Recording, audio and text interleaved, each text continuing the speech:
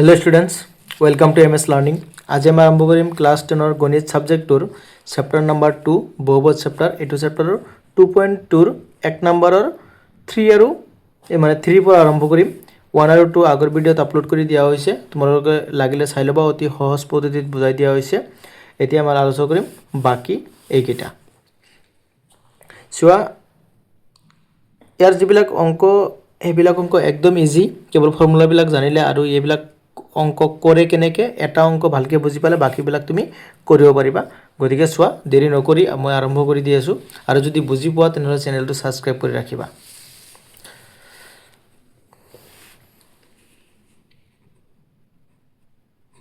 Number 1 হ'ল 3 number 6x² minus 3 minus 7x। এইটো চোৱা, 6x² মাইনাছ 3 মাইনাছ 7x দিয়া আছে। এইটোত তুমি কি কৰিব লাগিব, এইটো প্ৰথমে থাকিব হায়েষ্ট পাৱাৰ, তাৰপিছত যিটো কম পাৱাৰ এইটো থাকিব ছেকেণ্ড নম্বৰত, আৰু যিটো লগত ই নাই চলক নাই ধ্ৰুৱকটো সদায় লাষ্টত থাকে। গতিকে 6x² মাইনাছ 7x মাইনাছ 3 তুমি লাগিলে ইকুৱেল টু 0 দিব পাৰিবা, নিদিলেও প্ৰব্লেম নাই। যদি 0 দিয়া এনেকুৱা হ'ব, নিদিলেও প্ৰব্লেম নাই, তুমি দিলেও দিব পাৰিবা নিদিলেও নাই, তুমি একেৰাহে কৰিব পাৰিবা। এতিয়া চোৱা, প্ৰথমটো আৰু লাষ্টটো আমি পূৰণ কৰিম, বা x² হওক আৰু ধ্ৰুৱক পদ এই দুটা আমি পূৰণ কৰি কিনে মিডিলৰটো ভাঙিব লাগিব। তো ভাঙিবলৈ হ'লে আমি পূৰণটো কৰিম কেনেকৈ চোৱা, 3 × 6 = 18। এই 18 ভাঙিলে কি 1 × 18, তাৰপিছত 2 × 9, 3 × 6 এইখিনি হ'ব কিজানি। এতিয়া চোৱা 7টো কেতিয়া হ'ব, এইটো প্লাছ মাইনাছ কৰিলে কেতিয়াও 7 নহয়, এইটো মাইনাছ কৰিলে 7 হয় কিন্তু প্লাছ কৰিলে 7 নহয়। 9ৰ পৰা 2 বাদ দিলে 7, 7, 8, 9, গতিকে আমি এইটোৱেই কৰিম 9 - 2। 6x² minus 9 - 2x minus 3 = 0। 6x² minus 9x মাইনাছে মাইনাছে প্লাছ 2x মাইনাছ 3 = 0। কি কমন আহিব, 3 কমন আহিব। 3 কমন আহিলে ইয়াৰ পৰা 3 আহিলে, ইয়াত 6 আছিল, 6ৰ পৰা 3 আহিলে থাকিব কি, আমাৰ এনেকুৱা লাগি আছে যে 6ৰ পৰা 3 আহিলে 3 থাকিব, এনেকুৱা নহয়। এই 6 আৰু 6টো যদি আমি ভাঙো কি হ'ব, 2 × 3, গতিকে 3 গুচি আহিছে, কি থাকিব 2, মানে এইটোৰ লগত কি পূৰণ কৰিলে 6 হয় সেইটো সংখ্যা ইয়াত থাকি যাব। ইয়াতো x আছে ইয়াতো x আছে, গতিকে x ল'ব পাৰিম। ইয়াত কি থাকিল 2x মাইনাছ 9ৰ পৰা 3 আহিলে 3 প্লাছ কি কমন আহিব, দুটাৰ লগত একো মিল নাই, গতিকে যেটো কমন এটা নাম্বাৰ থাকে এইটো হলো 1, 1টো আহিব। কি থাকিল 2x প্লাছে মাইনাছে মাইনাছ 3 = 0।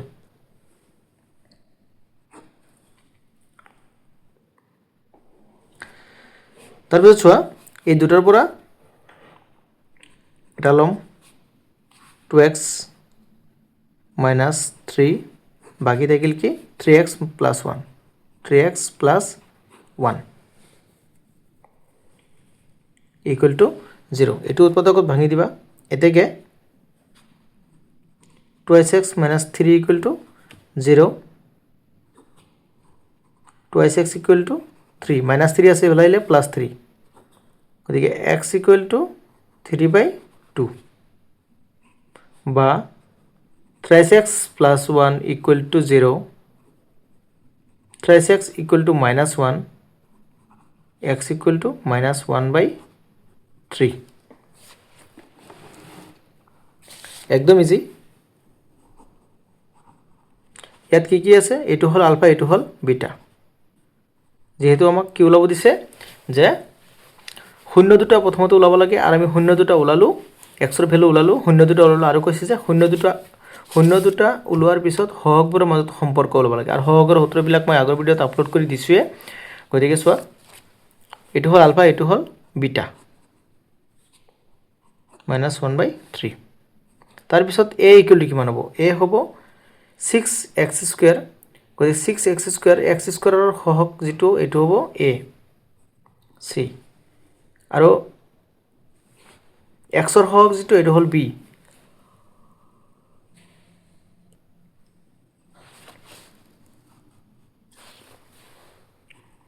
b হ'ব -7 c হ'ব -3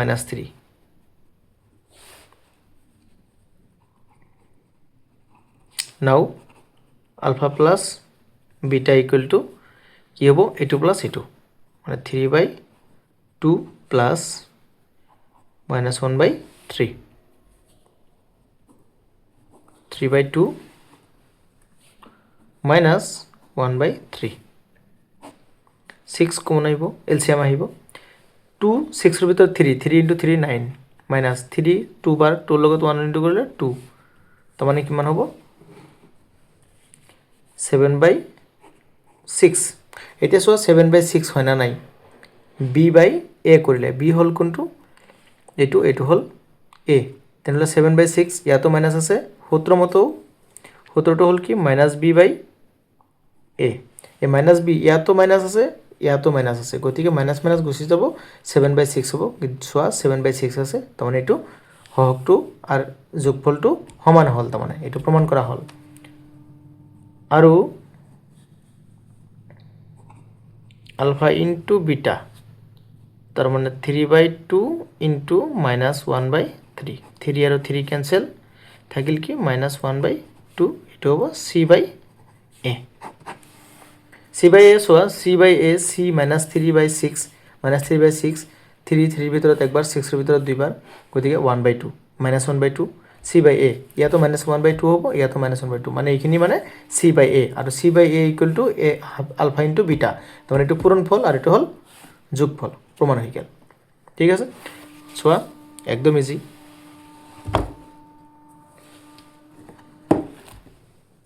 এতিয়া চাম আমি 4 নম্বৰটো 4 নম্বৰটোত কি আছে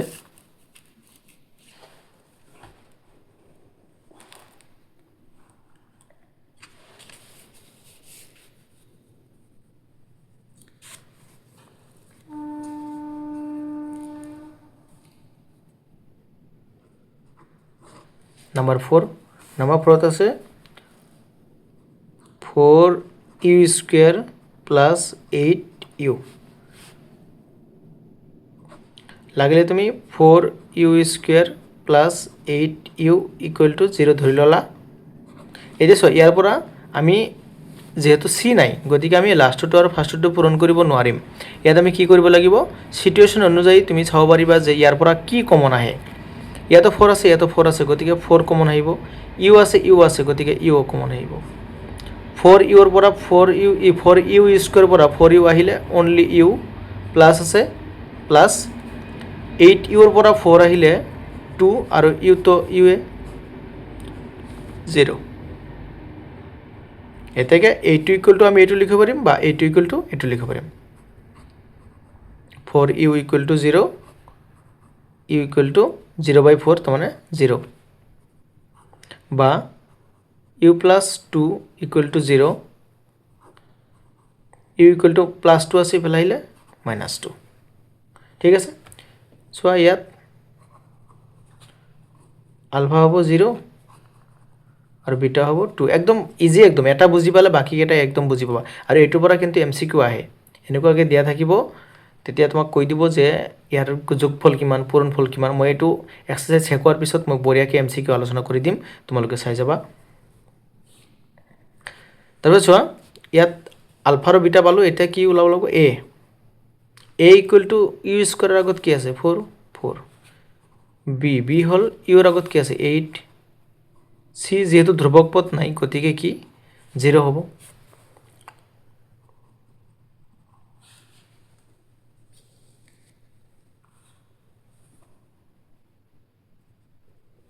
নাও আলফা আৰু বিটা আমি প্লাস কৰিম প্ৰথমতে আলফা প্লাস বিটা মানে 0 প্লাস -2 মানে 0 - 2 ইকুয়াল টু -2 এটা হ'ব কি -b/a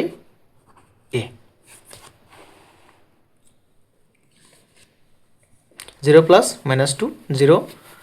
প্লাছে মাইনাছে কি মাইনাছ হ'ব তাৰপিছত প্লাছে মাইনাছে আৰু এইটো প্লাছ মাইনাছ কৰিলে জানাই কেন জিৰ' লগত যিকোনো বস্তু প্লাছ বা মাইনাছ কৰিলে সেই সংখ্যাটো নিজেই হয় গতিকে মাইনাছ বি বাই এ হ'ব এইখিনি -2 8/4 এই 4টো 8ৰ ভিতৰত দুইবাৰ যেহেতু সূত্ৰৰ আগত মাইনাছ আছে গতিকে -2 ঠিক আছে আৰু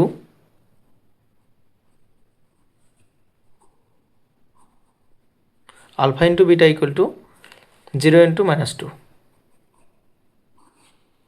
-0 সি বাই এ একদম ইজি সৰু সৰু কোৱেশ্চন এটো